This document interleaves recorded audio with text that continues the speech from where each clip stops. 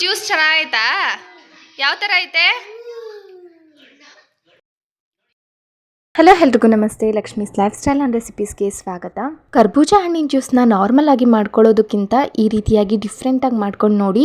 ರುಚಿನೂ ಕೂಡ ತುಂಬಾನೇ ಚೆನ್ನಾಗಿರುತ್ತೆ, ಜೊತೆಗೆ ದೇಹಕ್ಕೂ ಕೂಡ ತುಂಬಾನೇ ಶಕ್ತಿ ಹಾಗೆ ತಂಪನ ನೀಡುತ್ತೆ. ಈ ಸುಡೋ ಬೇಸಿಗೆನಲ್ಲಂತೂ ನೀರು ಕುಡಿದು ಸಾಕಾಗಿರುತ್ತೆ, ಊಟ ಅಂತೂ ಸೇರ್ತಿರಲ್ಲ. ಅದಕ್ಕೋಸ್ಕರ ಕರ್ಬೂಜ ಹಣ್ಣಿಂದ ಈ ರೀತಿಯಾಗಿ ಜ್ಯೂಸ್ನ ಮಾಡ್ಕೊಂಡು ಕುಡಿಯೋದ್ರಿಂದ ತುಂಬಾನೇ ಬೆನಿಫಿಟ್ಸ್ ಇದೆ. ಮುಂದೆ ಹೋಗ್ತಾ ಹೇಳ್ತಾ ಹೋಗ್ತೀನಿ. ಜ್ಯೂಸ್ ಮಾಡ್ಕೊಳ್ಳೋದಕ್ಕೆ ಒಂದು ಕರ್ಬೂಜ ಹಣ್ಣನ್ನು ತೊಗೊಂಡಿದ್ದೀನಿ.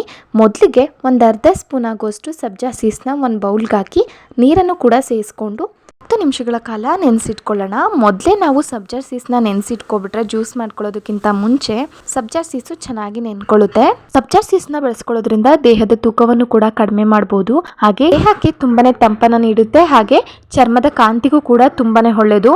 ಒಂದು ಕರ್ಬೂಜ ಹಣ್ಣನ್ನು ಸಿಪ್ಪೆ ತೆಗೆದು ಬೀಜ ತೆಗೆದು ಈ ರೀತಿಯಾಗಿ ದಪ್ಪನಾಗಿ ಕಟ್ ಮಾಡಿ ಇಟ್ಕೊಂಡಿದ್ದೀನಿ. ಈಗ ಇದನ್ನು ಒಂದು ಮಿಕ್ಸಿ ಜಾರ್ ಒಳಗಡೆ ಸೇರಿಸ್ಕೊಳ್ಳೋಣ. ಕಟ್ ಮಾಡಿ ಇಟ್ಕೊಂಡಿರುವಂತಹ ಕರ್ಬೂಜ ಹಣ್ಣನ್ನು, ಹಾಗೆ ಜೊತೆಗೆ 2 ಸ್ಪೂನ್ ಆಗುವಷ್ಟು ಸಕ್ಕರೆನ ಸೇರಿಸ್ಕೊತಾ ಇದ್ದೀನಿ. ನಿಮ್ಗೆ ಎಷ್ಟು ಬೇಕೋ ಅಷ್ಟನ್ನು ನೀವು ಸೇರಿಸ್ಕೊಬೋದು. ರುಚಿ ಜಾಸ್ತಿ ಬೇಕು ಅನಿಸಿದ್ರೆ ಸ್ವಲ್ಪ 1 ಸ್ಪೂನ್ ಎಕ್ಸ್ಟ್ರಾನೂ ಸೇರಿಸ್ಕೊಬೋದು. ನೋಡಿ, ಇವಾಗ ಇದನ್ನು ಚೆನ್ನಾಗಿ ಪೇಸ್ಟ್ ಮಾಡ್ಕೊಂಡು ಬರೋಣ. ನೀರು ಹಾಕ್ತಲೇ ರುಬ್ಕೊಬೇಕು. ಕರ್ಬೂಜ ಹಣ್ಣಿನಲ್ಲೇ ನೀರಿನಂಶ ಇರೋದ್ರಿಂದ ನೀರು ಹಾಕೊಳ್ಳೋ ಅಂತಹ ಅವಶ್ಯಕತೆ ಇಲ್ಲ. ನೀರು ಹಾಕ್ಕೊಂಡು ಮಾಡ್ಕೊಂತು ಅಂದರೆ ಕರ್ಬೂಜ ಹಣ್ಣಿನ ರುಚಿನೇ ಹೊರಟೋಗ್ಬಿಡುತ್ತೆ, ಜ್ಯೂಸ್ ಅಷ್ಟು ಚೆನ್ನಾಗಿ ಬರೋದಿಲ್ಲ. ಇಲ್ಲಿ ನಾನು ನೀರು ಹಾಕ್ತಲೇ ಮಾಡ್ಕೊತಾ ಇರೋದ್ರಿಂದ 1 ಬೌಲ್ ಆಗೋಷ್ಟು ಹಾಲನ್ನು ಕಾಯಿಸಿ ಆರಿಸಿ ಕೆನೆ ತೆಗ್ದಿರೋ ಅಂತಹ ಹಾಲನ್ನು ನಾನು ಸೇರಿಸ್ಕೊತಾ ಇದ್ದೀನಿ. ನೀವು ಬೇಕಿದ್ದರೆ ಹಸಿ ಹಾಲನ್ನು ಕೂಡ ಸೇರಿಸ್ಕೊಬೋದು. ಹಾಗೆ ಬಿಸಿ ಇರುವಂಥ ಹಾಲನ್ನು ಕೂಡ ಹಾಕೋಬೇಡಿ, ಆರಿಸಿ ಹಾಕೊಳ್ಳಿ. ನಂತರ ಸ್ವಲ್ಪ ಏಲಕ್ಕಿ ಪುಡಿನೂ ಕೂಡ ಸೇರಿಸ್ಕೊತಾ ಇದ್ದೀನಿ. ಏಲಕ್ಕಿ ಪುಡಿನ ಸೇರಿಸ್ಕೊಳ್ಳೋದ್ರಿಂದ ಜೀರ್ಣಶಕ್ತಿ ಚೆನ್ನಾಗಾಗುತ್ತೆ. ಈ ಬೇಸಿಗೆನಲ್ಲಿ ಜೀರ್ಣಶಕ್ತಿನೇ ಆಗೋದಿಲ್ಲ.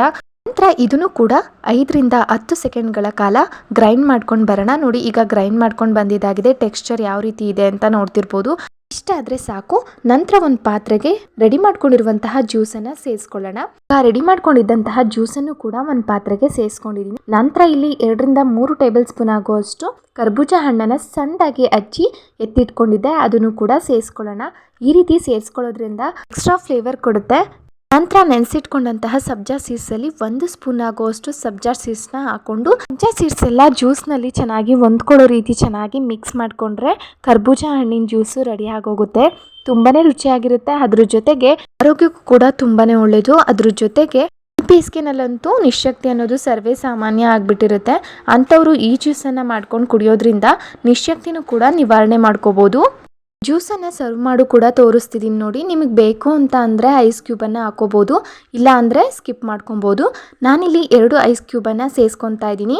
ಕ್ಯೂಬ್ನ ಹಾಕೊಳ್ಳೋದ್ರಿಂದ ಎಕ್ಸ್ಟ್ರಾ ಕೂಲ್ನೆಸ್ನ ಕೊಡುತ್ತೆ ಅನ್ನೋದ್ರಿಂದ ನಾನು ಹಾಕೊತಾ ಇದ್ದೀನಿ. ಐಸ್ ಕ್ಯೂಬ್ನ ಸೇರಿಸಿ ನಂತರ ಜ್ಯೂಸನ್ನು ಕೂಡ ಸರ್ವ್ ಮಾಡ್ಕೊತಾ ಇದ್ದೀನಿ.